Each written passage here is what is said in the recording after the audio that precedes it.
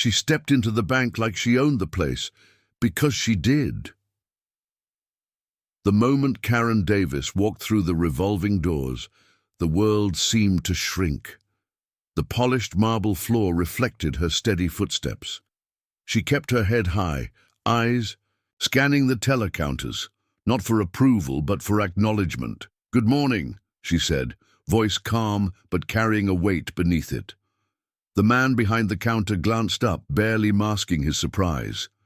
Karen placed her ID and documents on the counter. "I'd like to make a deposit." The teller's eyes flickered briefly to the papers before shifting away. "Ma'am, we can't process this transaction today." Karen blinked, a small crease forming between her brows. "Excuse me?" The teller shifted in his seat, tone clipped. "We're not authorized to serve you right now." She swallowed the sudden tightness rising in her throat. The room filled with murmurs and soft footsteps, but Karen's world narrowed to the man in front of her, his refusal, unspoken but loud as thunder. "Sir, I have an account here. I've been banking with this institution for 10 years. I need to make a deposit." His eyes hardened, a flicker of impatience turning into something colder. "That's not how this works. You need to leave." A silence fell. Not the peaceful. "In kind." The kind that chokes and burns. Karen's hands curled into fists, the papers crinkling slightly. She spoke, voice low, deliberate. "I'm not leaving until you explain." He leaned closer, voice dropping. "We don't serve people like—" "You hear?" The words landed like a slap. Heads turned. A woman behind Karen gasped. The security guard at the door shifted uneasily.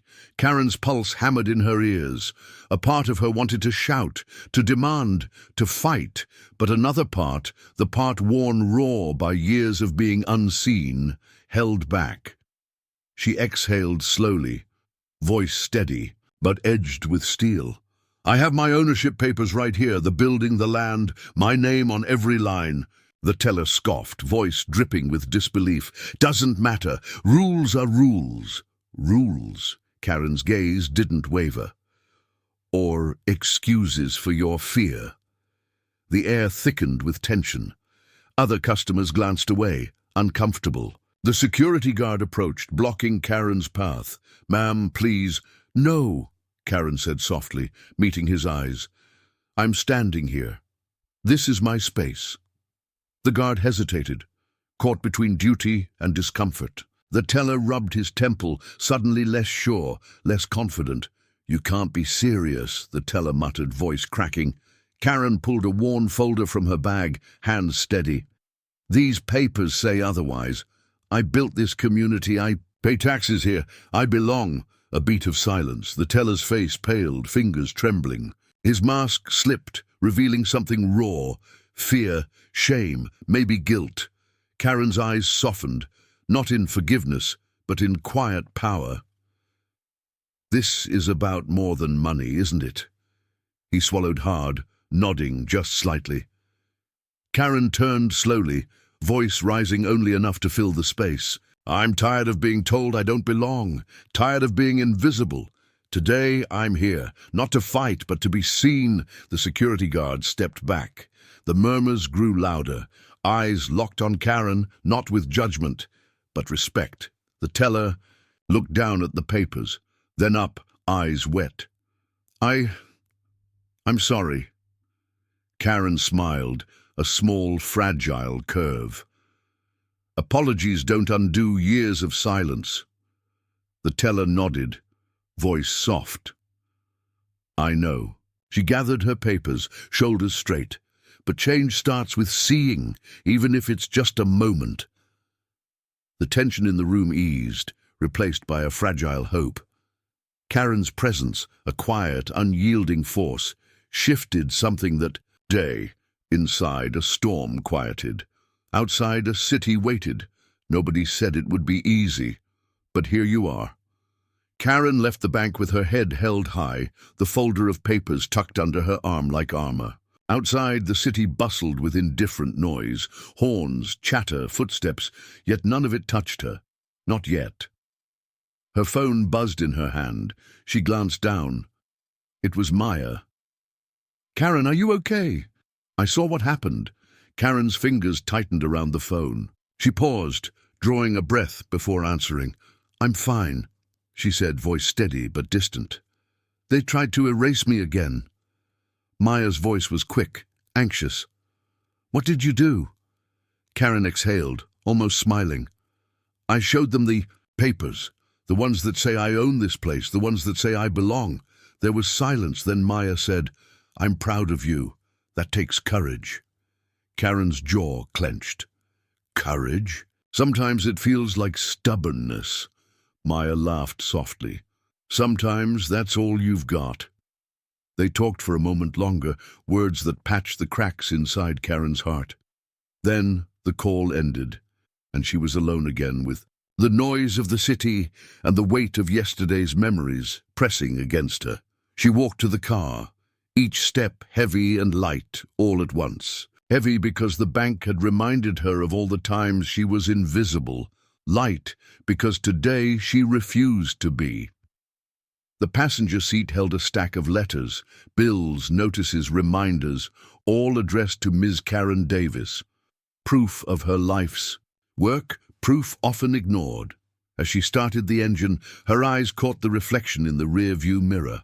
A woman fighting to keep calm when everything inside begged to scream. At home, the walls held their silence, but Karen felt it closing. In like a tide, her phone rang again. This time it was her brother, Jamal. "I heard about the bank. What happened?" Karen rubbed her temple. "They refused to serve me, said I didn't belong, said I was not authorized." Jamal's voice was low, but fierce. "That's bullshit. You should call a lawyer." Karen shook her head. "I want to handle this differently." "Why? Because you're scared?" "No." Her voice softened. "Because I'm tired of shouting." "I want to be heard," Jamal sighed. "You always were the calm one." Karen smiled faintly. "Someone has to be." She put the phone down and looked out the window. The sky was bruised with grey clouds, but the light pushed through stubbornly. The next morning, Karen returned to the bank. The atmosphere had shifted.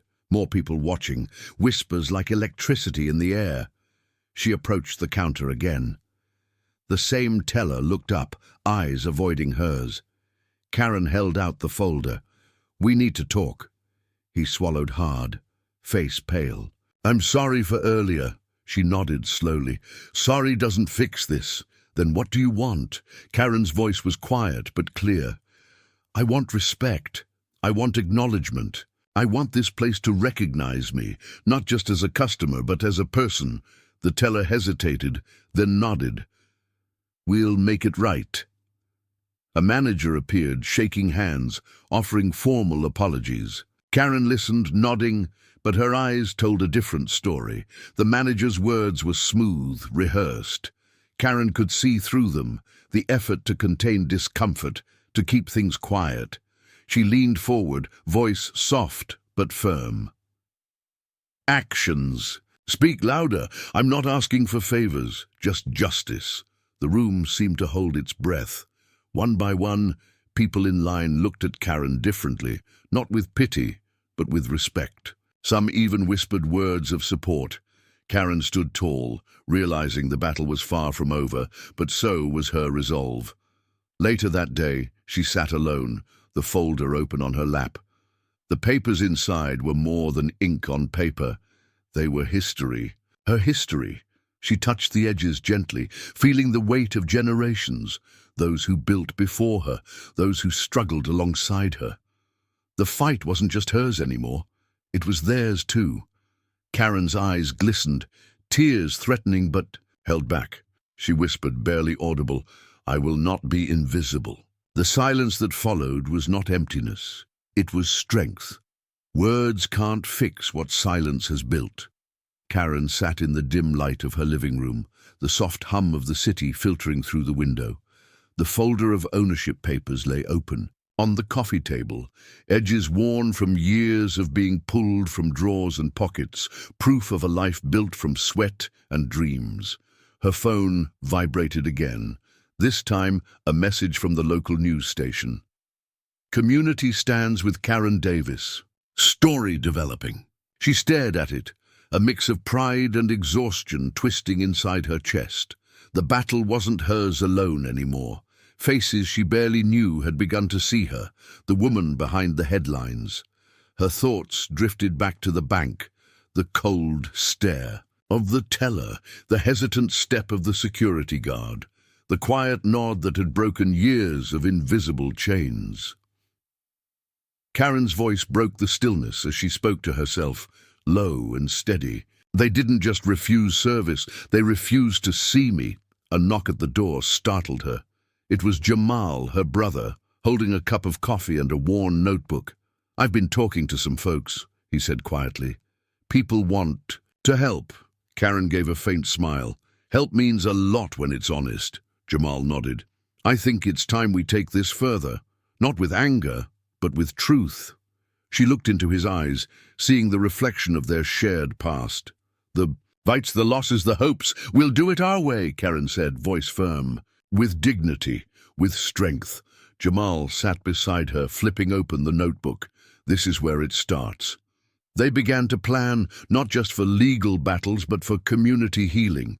Karen's story was no longer just about one woman and one bank. It was about generations denied respect, spaces marked off by fear. The next day, Karen walked into the local community center. Chairs were arranged in a circle, faces filled with anticipation and resilience. She took a deep breath, voice steady but raw. "I want to tell you why I fought today, because we all deserve to be seen." As she spoke, stories poured out from others, each voice carrying the weight of invisible battles, of quiet dignity. The room was heavy with shared pain, but lighter with shared hope. Later, as the sun set, Karen stood alone outside the center. The city lights flickered, small sparks against the dark. She whispered, "This is just the beginning." Inside, the silence was not defeat. It was a promise. She walked into the courtroom carrying more than papers. She carried a lifetime of quiet defiance. Karen's heels clicked sharply on the polished floor, echoing against the marble walls that had witnessed countless battles far less personal than hers. The courtroom was packed, whispers buzzing like an undercurrent beneath the stern gaze of the judge. Cameras lined the walls, capturing every detail, but Karen only had eyes for the bench. Her lawyer, a steady presence beside her, gave a small nod. Karen inhaled deeply, steadying the storm within.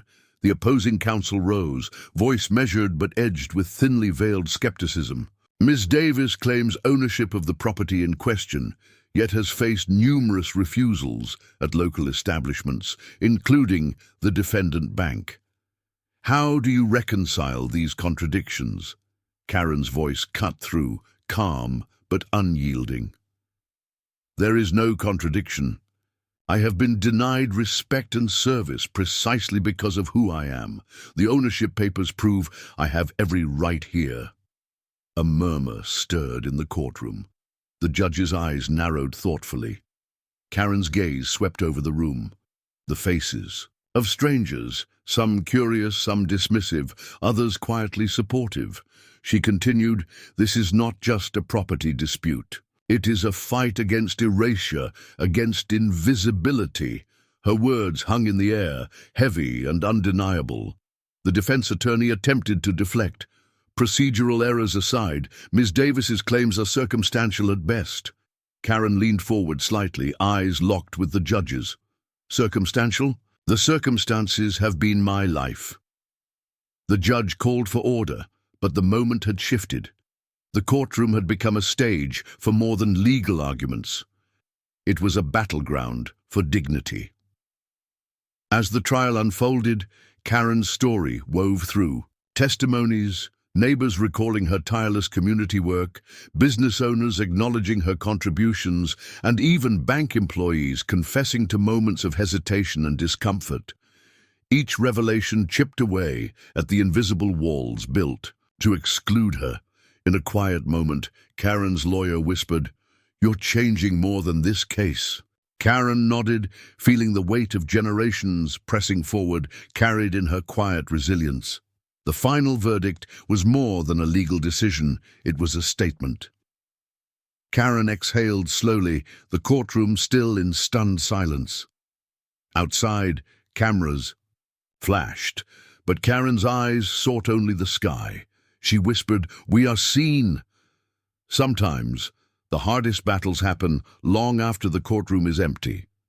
Karen sat alone in the quiet of her living room, the soft glow of the evening casting, shadows that seemed to echo the weight inside her. The verdict had come and gone, the world had watched, and yet the fight was far from over. Her phone lit up again, messages from friends, community leaders, even strangers expressing solidarity. She read them carefully, feeling the warmth, but also the exhaustion settling deep within. A knock on the door broke the silence. It was Maya, her voice soft but determined. "You okay?" she asked, stepping inside without waiting. Karen nodded, but the tightness in her jaw betrayed her calm exterior. Maya settled beside her. "You changed things today. People will remember." Karen's eyes glistened. "They'll remember the fight, but not always the cost." They sat together, silence filling the space like a fragile bridge. Karen spoke quietly. "I keep thinking about all the times I stayed silent. How silence felt safer." Maya reached out, her hand resting over Karen's. "Sometimes silence is survival." Karen smiled faintly.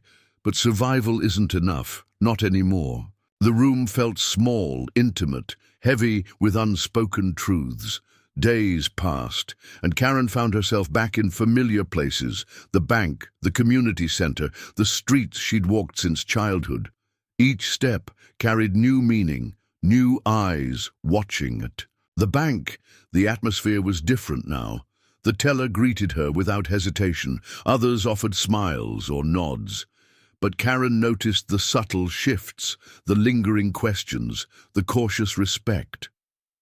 One afternoon, as she waited in line, a young woman approached quietly. "I just want to say thank you," she whispered. "You showed me how to stand." Karen's breath caught, warmth flooding her chest.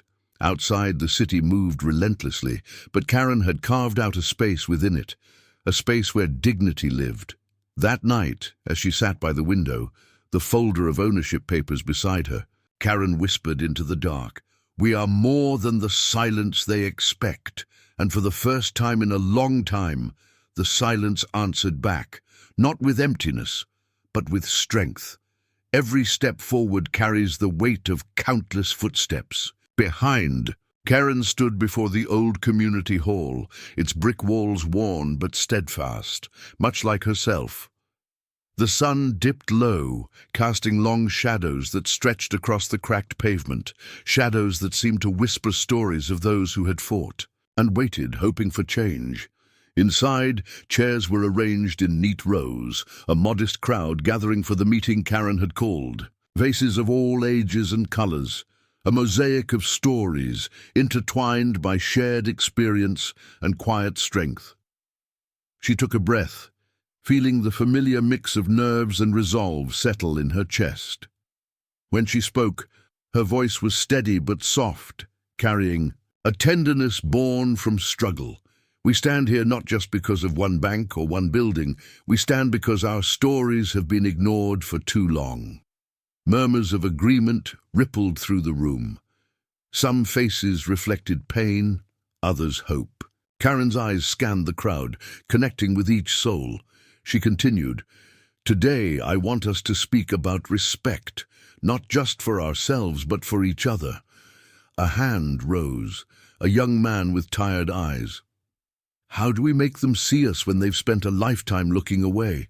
Karen nodded, her heart aching with recognition. "We make them see by refusing to be invisible, by living our truths, by holding on to our dignity, even when it feels like everything is against us." Another voice joined, a woman whose hands trembled slightly. "But what about fear? The fear that keeps us silent?" Karen's gaze softened.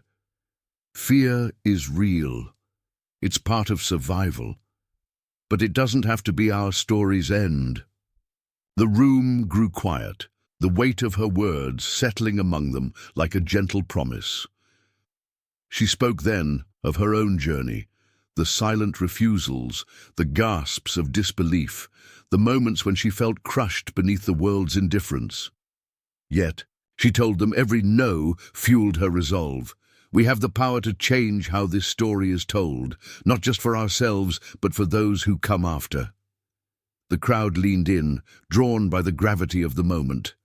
A teenager, eyes bright but wary, whispered, "What if they fight back harder?" Karen smiled faintly, the kind of smile that held both sadness and strength. Then we stand firmer, we rise louder, our voices become the chorus too powerful to ignore. The meeting stretched into the evening, stories spilling out like rivers, breaking through dams, pain, courage, loss, and hope entwined. When it ended, Karen stepped outside into the cool night air. The city's distant hum felt less oppressive now, more like a heartbeat joining her own. She whispered to the stars, "This fight is bigger than me. It's ours."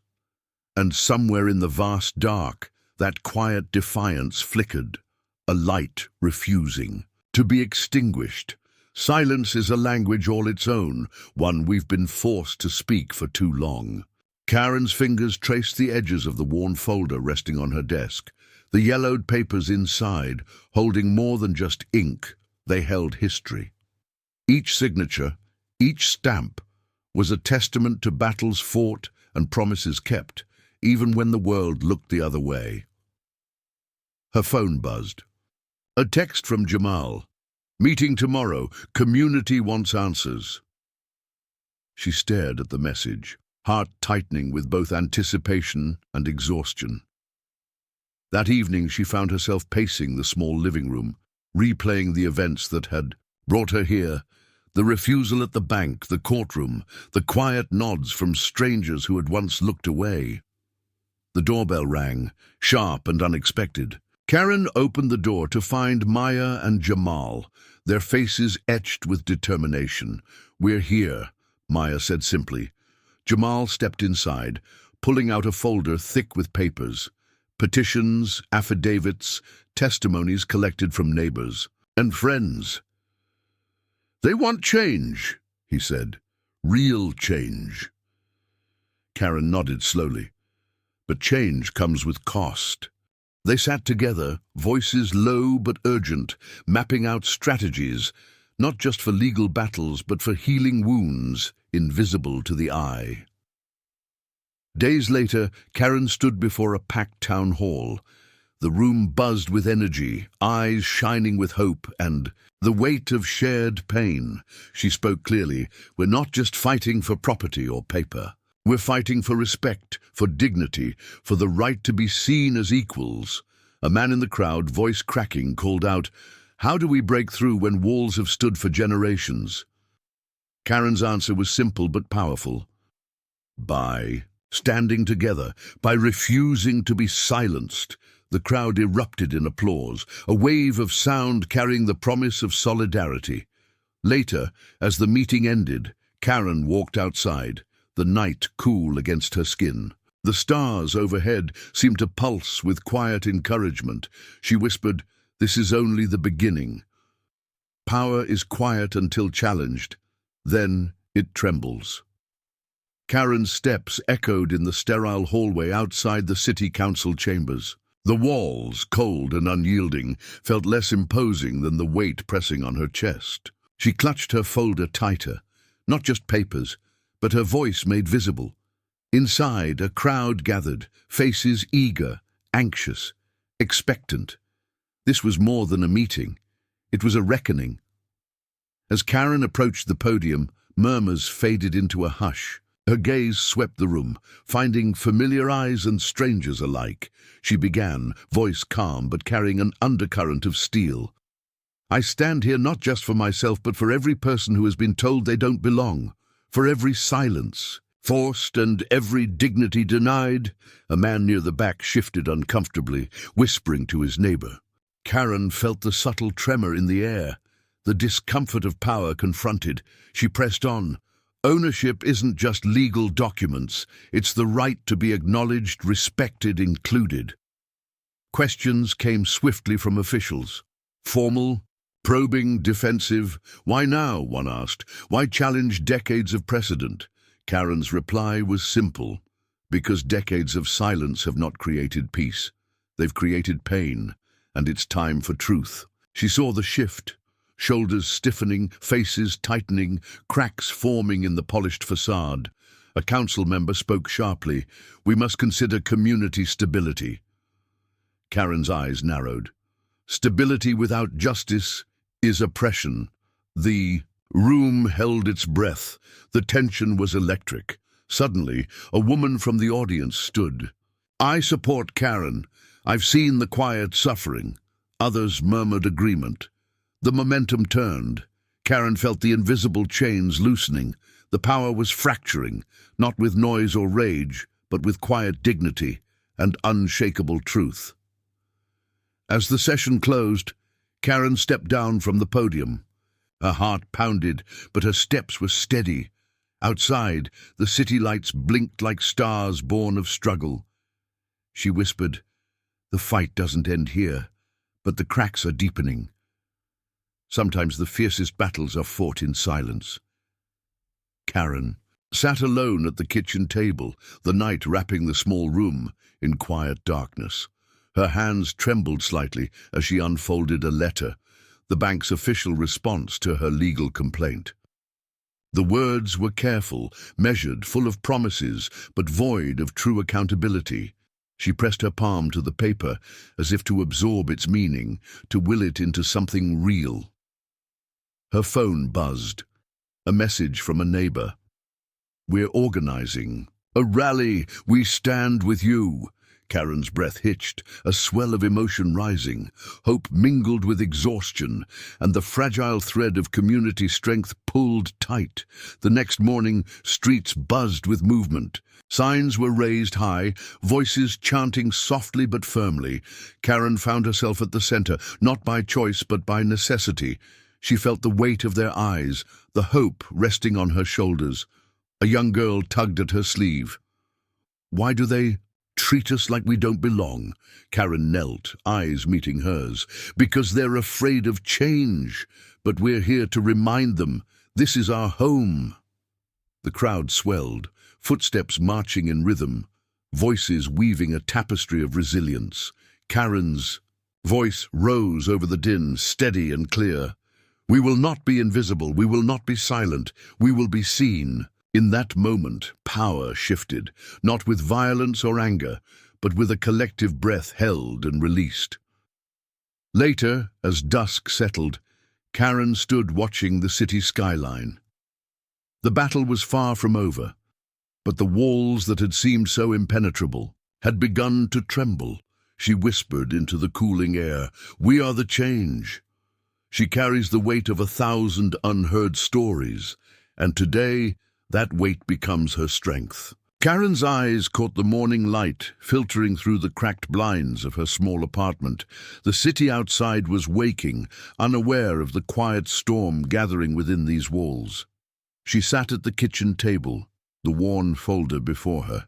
Like an old friend, its papers heavy with meaning. Her phone buzzed again, a call from Jamal.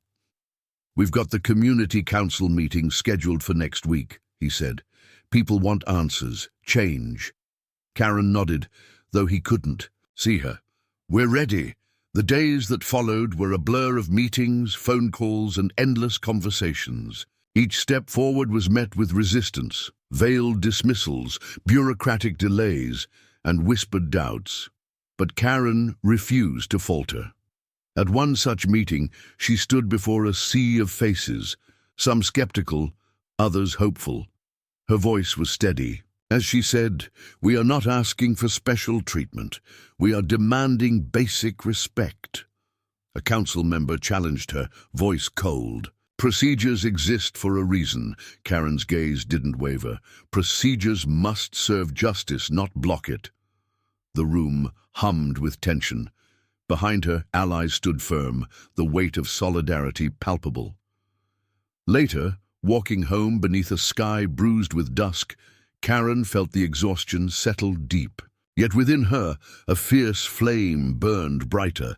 She whispered to the night, "This fight is bigger than me, it is us."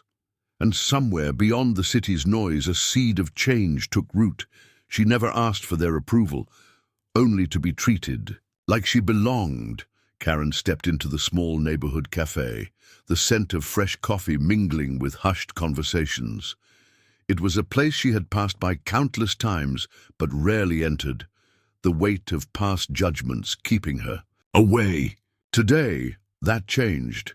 She approached the counter, her eyes meeting the barista's for a brief moment. "One black coffee, please."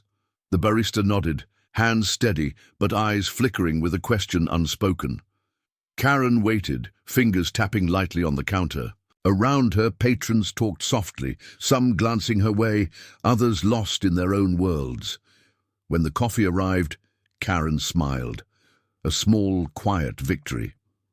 A man at a nearby table spoke up, voice low but clear. "I saw what you did at the bank." "Took real courage." Karen looked up, surprise flickering. "It's not about courage, it's about right." He nodded. "Right doesn't always come easy." She sipped her coffee, feeling a strange warmth beyond the cup. The conversation grew, others joining in, sharing stories of exclusion, resilience, and hope. Karen listened, realizing this was the change she had sought. Not in courts or papers, but in shared understanding. As she left the cafe, the sun breaking through clouds felt less like a promise and more like a beginning. She whispered, "We belong." She stood there, not as a symbol, but as a force. The quiet reckoning one saw coming. The courtroom was packed, every seat taken, the air thick with anticipation and the faint hum of whispered conversations. Cameras perched like vultures, lenses trained on Karen Davis as she walked to the witness stand. The weight of months, years, pressed into her bones, but her steps were steady, her head held high. The judge's voice cut through the murmur. "Ms. Davis, you may proceed." Karen inhaled deeply, the silence swelling inside her chest before she spoke, clear, unwavering. "I didn't come here to ask for favors. I came here to demand what was always mine." Her eyes scanned the room, catching the faces of strangers, some skeptical, others softened by the raw honesty in her tone. "This isn't just about ownership papers or property lines, it's about recognition, about being seen and respected. In the places I've built and nurtured." A hush fell. The opposition shifted uneasily. Karen's voice lowered, but every word carried the weight of every silent no she had endured. "I have lived in this community all my life. I have paid my dues in sweat and tears. Yet I have been told repeatedly that I do not belong."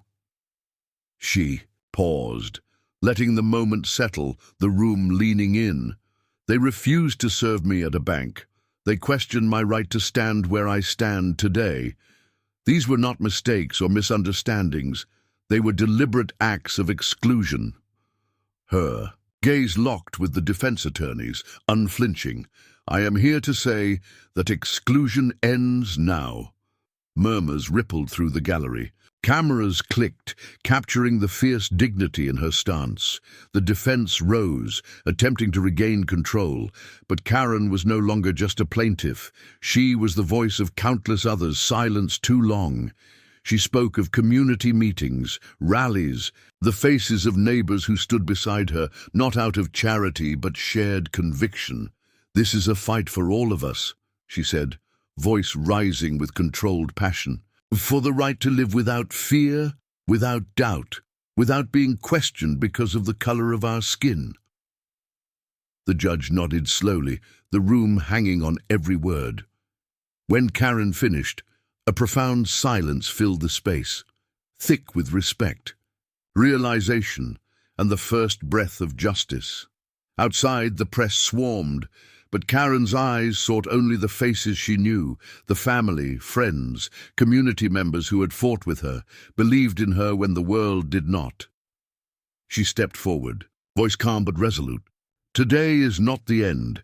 It is the beginning of a new chapter, one where we write our own stories. As she walked away, the sun broke through the clouds, bathing the courthouse steps in golden light. Her heart swelled, not with victory, but with the unshakable power of being truly seen.